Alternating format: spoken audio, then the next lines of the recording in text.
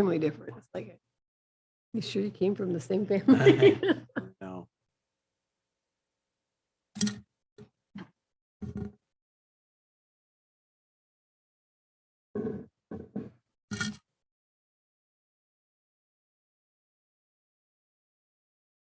Okay, we are live. Ready to go? Yes. Okay.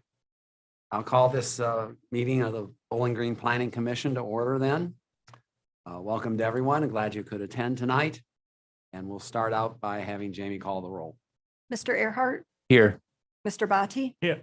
Ms. Ennis, Here, Mr. McComber, Here. Mr. Phillips, Here. Mr. Remus, Ms. Sleek, Mr. Spittler, and Mr. Stalter. Here. Okay, thank you, Jamie. Next on the agenda is the approval of the minutes from our March meeting. We didn't meet last month in April, so it's been 2 months since we've had a meeting. Those minutes were passed out to everybody ahead of time to review. Are there any corrections or additions or deletions to those minutes? excuse Doesn't me. look like there are any, so the minutes are approved as they were passed out.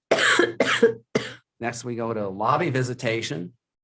Lobby visitation is the portion of the meeting where any member of the audience that wishes to address the Planning Commission on any subject that's not on tonight's agenda and can speak to us about whatever's on their mind. Is there anybody that would like to address the commission tonight? I thought you were going to get I an say address he's- when he was dying. tempted.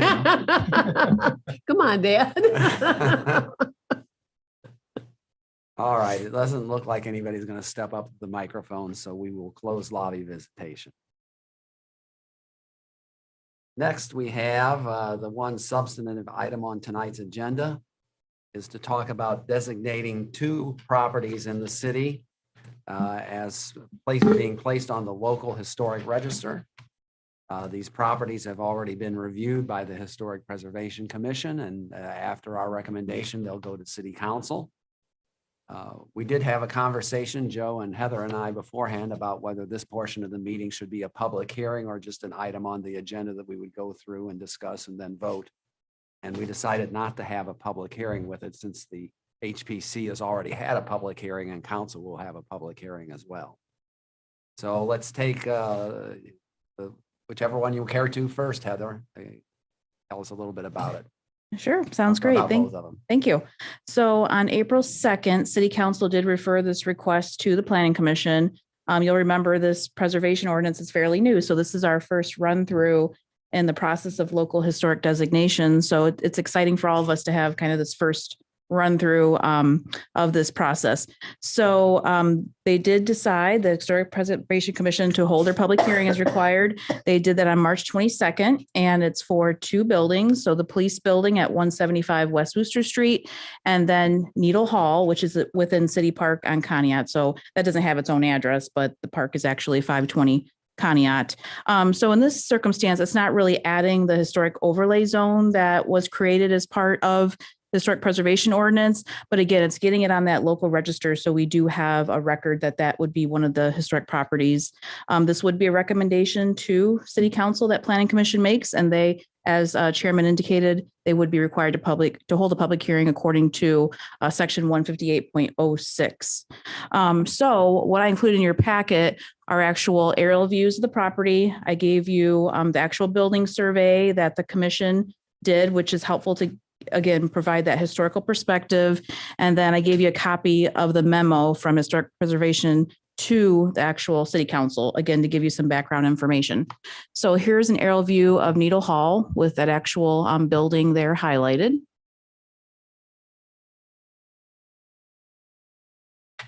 I also gave you the building survey. First here, that would be the police building highlighted there.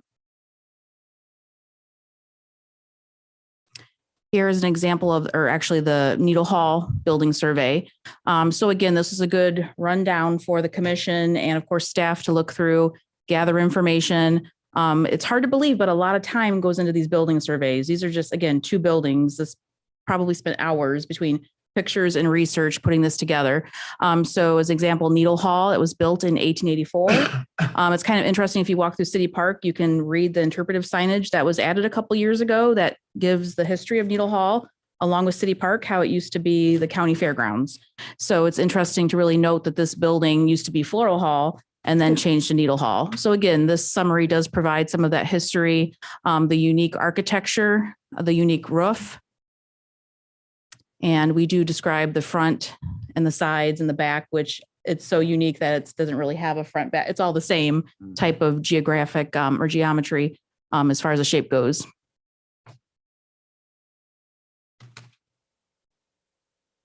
So this would be part of the local register. We would include that building survey. We do have 2 architects on our commission, which is very helpful when it comes to describing the buildings and then the type of materials. Again, very helpful to have that expertise.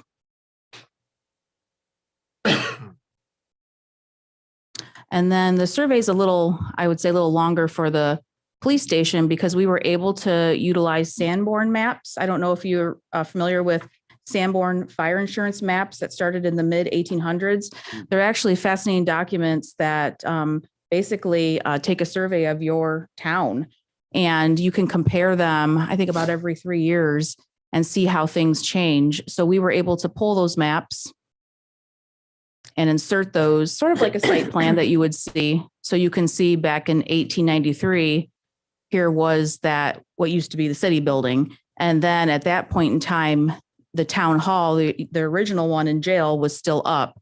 So back then, rewind to 1900 Sanborn map, you can see that town hall is now gone. So it's kind of interesting, again, to research those and really see how things have changed. And of course, now it's the police building. So that is written in here too, the history. The city did commit really to maintaining that building, the facade of the front. So basically Church Street and Wooster Street. So it was remodeled extensively, but again, that architecture is still there when it was originally built.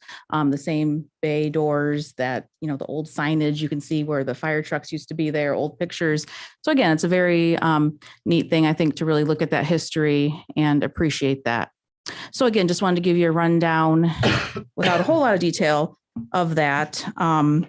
So I think that's it, unless you have any specific questions. Again, you know, we just appreciate your patience as we go through this process of designation and how it will look as we continue to look at other historic buildings.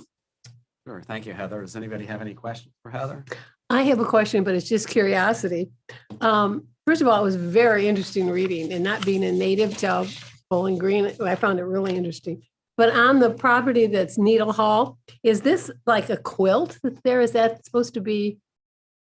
I believe that's part of when they were doing identification of certain historic buildings. I can't speak for who put that up. I assume it was part of the parks who did that, but I don't really know. That's a great question. I just wondered if it was a quilt, since it used to be a quilting building. Yeah, It looked kind of like that's a true. quilt. Yeah, Doesn't it it? does. Like a quilt, Yeah. Sorry. No, nothing to be sorry about. Just Great curious question. about it. Sure. I was kind of wondering, so what's the like a larger goal we're trying to achieve here? So we make these 2 buildings historic, they are really great buildings, but what are we over, what's our view? Well, I can't speak for the Historic Preservation Commission. I am their staff liaison. So I do sit at their meetings and listen. Certainly, you know, the goal is to really preserve historic buildings and districts. They felt this was a great first step to look at our own buildings. What's the low hanging fruit? Our own city buildings. What are historic? What is the city maintained? And try to protect those long term, and the architecture involved with those. Again, very unique. There's a lot of pride and history as we've already discussed. So I think long term they want to continue to look at those key historic buildings and get those on the local register. But they have a lot of educational goals. They have a lot of goals with hoping for additional interpretive signage around town. Again, it's just really historic preservation. It's not about, I don't think, laws and regulation. It's about how can we all work together to really preserve these treasures in our community that really make Bowling Green unique. Yeah, I was thinking about this, and I went to a Philly walking tour, Mm-hmm. and it was really nice to kind of, walk, have food, and then, it's kind of getting some time outside, but also seeing these buildings and having, just more people can observe it and, see for themselves. And especially I know the library has walking tours, so I think there could be more integrated approach of having some kind of a day in which they could be walking tours, and then you can go to restaurant, have food, and so and people can actually also live their memory and enjoy that. So I was kind of, maybe that would be my recommendation to them. Absolutely. They actually have talked about that. They actually talked about having more theatrics involved. There's a program in Cleveland that actually does that. They do these walking tours every weekend that are very popular. Of course, much denser population there, but and it's just a bigger area. But we thought it could be adapted here in some way. So definitely a lot of ideas. The problem is, it takes a lot of capacity to pull off all these goals. So I think they're trying to focus on, again, low hanging fruit. We do have the opportunity for grants to hit some of these goals, and they did adopt a 5-year strategic plan recently. So that will be part of their focus too, is those goals. The Wood County Historical Museum also does walking tours of downtown that are really interesting. So, I had no idea. Yeah. I know the library does it. yeah. So does Yes. the museum. And actually, we just talked to the museum this week, and they're really excited about partnering with the Right. Historic Preservation Commission. And actually, I was going to mention this later, but May is National Preservation Month. So I figure this is a great tie, right? So the museum is actually on May 19th having a picture out in front of the museum, and they want to invite the whole community there it's about saving places. And that's the actual theme of National Preservation Month. So again, partnering with them for sure. Also, the library is having a walking tour of the Boomtown neighborhood on June 11th, if you're interested. And that will be something you have to sign up for, though. But again, we have a lot of, I think, opportunities to partner and continue to do so with, again, celebrating the history here. There's a lot of fascinating stories if you ever have time to just research and read some of the local books that are out there. Heather, I was reading the ordinance. It looks like it's not too onerous of a designation, like some of the historic preservation stuff. A little bit, it basically protects the look of the building and certain landscape requirements. Did I read that properly? Absolutely. So rewinding the clock, Planning Commission, I don't think you were here at that time, but definitely spent a lot of time on the ordinance, and then Absolutely. council, of course. So the goal of the commission really wasn't to be onerous at all. It really was to work together with a property owner to really, what's mutually beneficial. I think some people often think that I need new vinyl windows and I want to get rid of these old wood windows. Well, they work together to really show ways that wood windows can save money and they're more sustainable. And so I think, again, a lot of it's education and working together. It really wasn't meant to be authoritarian or tell people what to do with their property. It was really to work together and actually provide advice. Because again, we have 2 architects that I think are very talented, and that expertise is really invaluable, I think, to a lot of property owners. Thank you. You're welcome. Anything else for Heather? No. Righty, well, then I think we're ready to vote on these items. I guess I'll do them one at a time. Okay, sure. Each one individually. So what we're voting on is whether to place these buildings on the local historic register. A yes vote means you're in favor of doing that. And we'll take the police building first at 175 West Wooster. So moved. Second. Second. Okay, a motion and a second. Jamie, you please call the roll. Mr. Earhart, Yes. Mr. Bati, Yes. Ms. Ennis, Yes. Mr. McComber, Yes. Mr. Phillips, Yes. and Mr. Stalter. Yes. Okay, motion passes 6-0. We'll move on to Needle Hall then at 520 Conneaut Avenue in City Park. Again, the same notion. A yes vote means you're voting to place it on the local historic register. Do we have a motion?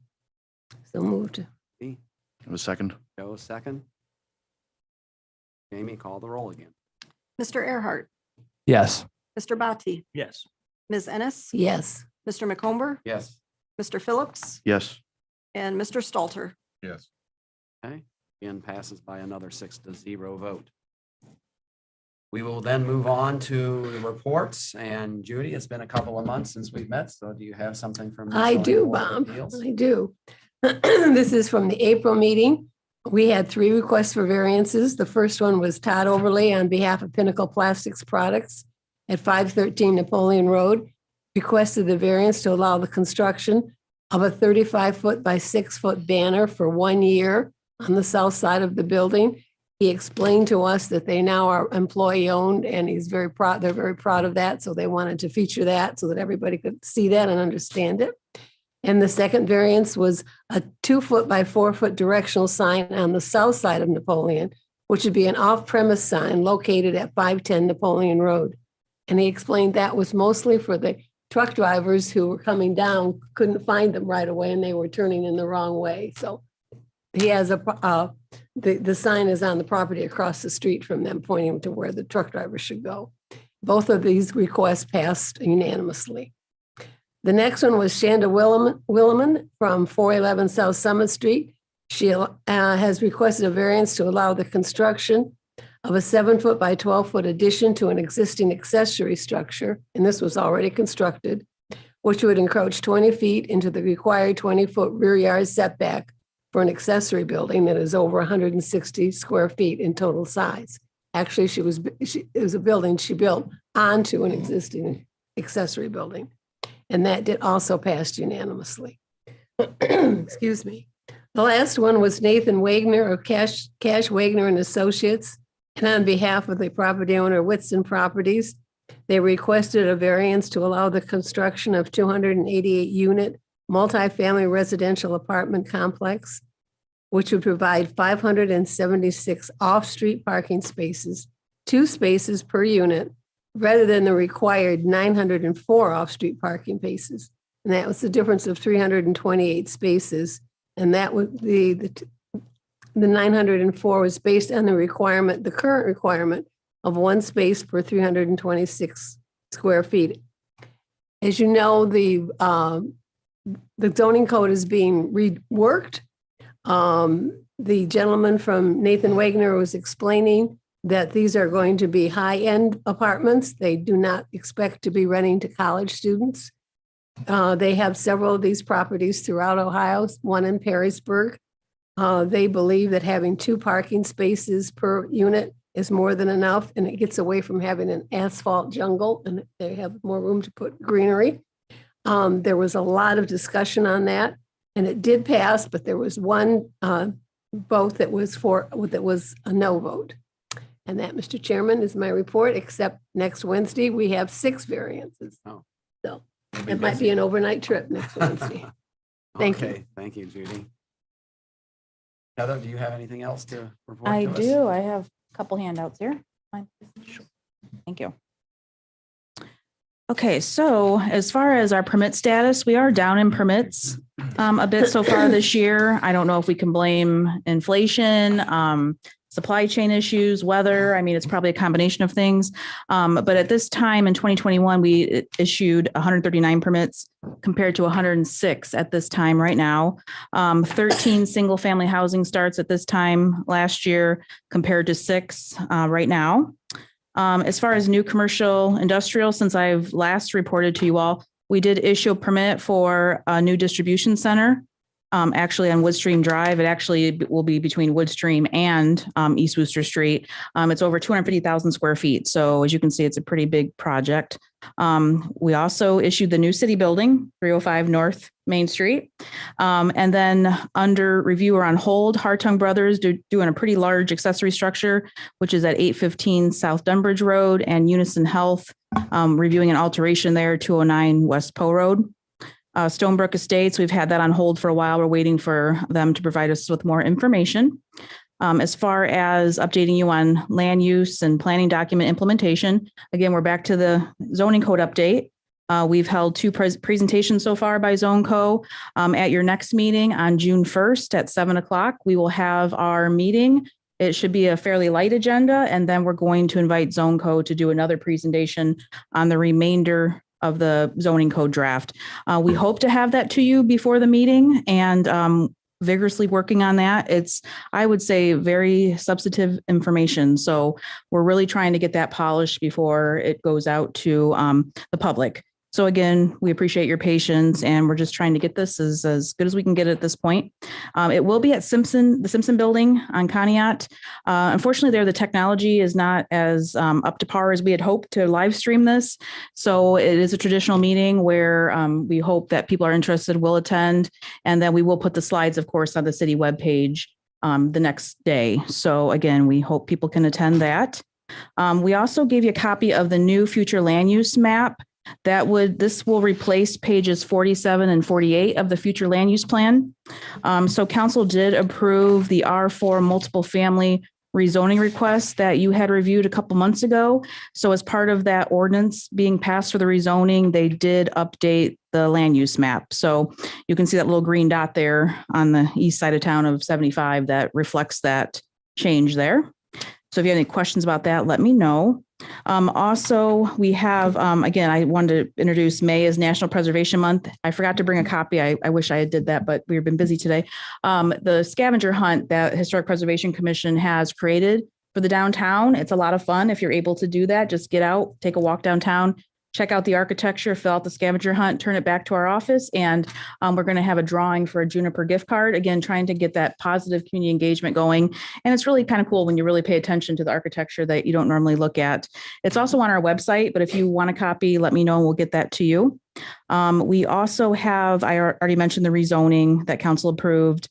Also wanted to let you know that an update to the Parks and Recreation section of the comprehensive plan and economic development section of the comp plan was passed on Monday evening by City Council. They did take your recommendation to add that language to the economic development section. So that was passed with that. And the Parks and Recreation section did have an amendment to that document. So again, just wanted to let you know, we'll get that on the website as soon as those edits are made. Just again, a heads up on that. And then just wanted to let you know that the Wood County Health Department is presenting the results of their 5-year exterior housing evaluation survey on Monday, May 16th at 6:30 p.m. prior to City Council. Again, some of that I thought may interest the Planning Commission to be aware of that. So obviously a lot going on, and I probably missed something, but those were the main things I wanted to share with the commission. Okay, thank you, Heather. Any questions for Heather on her report? Anything else for the good of the order? And we are adjourned.